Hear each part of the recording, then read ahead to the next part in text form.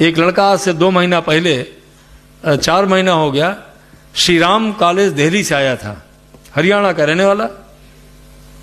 बच्चे छुट्टियों में आ जाते हैं, कितने अपने यहाँ के आते हैं, बाहर सभी आते रहते हैं। तो लड़का क्या कहने लगा, प्रवचन सुना उसने, फिर हमारे पास मिलने आया।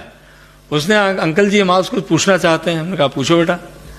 उसने कहा हम श्री राम कॉलेज में पढ़ते थे, पिता ने 2 लाख रुपया कहीं से उधार लिया, एडमिशन हुआ, MBA कर रहा था, और हम किसी को बताने लगे, नकल में पकड़ लिए गए, बताने में पकड़ लिए गए, हम रिस्ट्रिकेट हो गए 1 साल के लिए।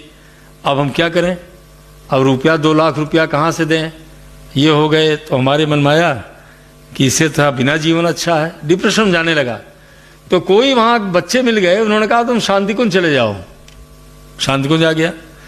तो हमसे जब कहने लगा, हमने कहा बेटा अच्छा तुम और कुछ मत करो, तुम केवल गायत्री मंत्र लेखन की कॉपी ले लो, आप पूज्य गुरुदेव के समाधि स्थल पर बैठ जाना और गायत्री मंत्र का 1 पेज लिखना, और डेली 10 मिनट प्राणायाम करना सुबह और शाम। प्राणायाम करने से जब आप गहरी सांस लेते हैं भावनाओं के साथ में, उसको प्राणायाम कहते हैं। तब जो हमारे आपके अंदर एक न्यूक्लियस है, एमिगडाला न्यूक्लियस, सारी निगेटिविटी वहीं से आती है, वो चार्ज हो जाता है और निषेधात्मक चिंतन खुद ही दिमाग का खत्म होने लगता है। ये प्रूव हो चुका है। ये एक स्केल आती है, अमेरिकन ने बनाया है $2 की, उसमें आप नाप लीजिए अंगूठे में रख करके कितना टेंशन है आपको, और उसी में लिखा हुआ do the deep breathing 6 times, tension will go of.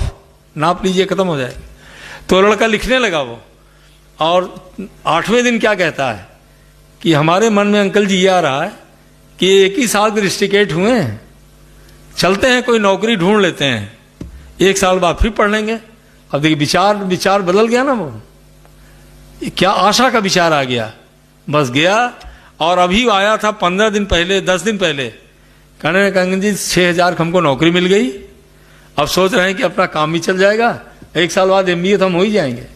को इतनी प्रसन्नता हुई कि जो बच्चा डिप्रेसिव साइकोसिस में जा रहा था, आज वही बच्चा आशा से भरा हुआ और नौकरी करने लगा है और कह रहा है कि हमारा भविष्य जरूर अच्छा हो जाएगा। कैसे हो गया ये? केवल विधेयात्मक चिंतन से बस।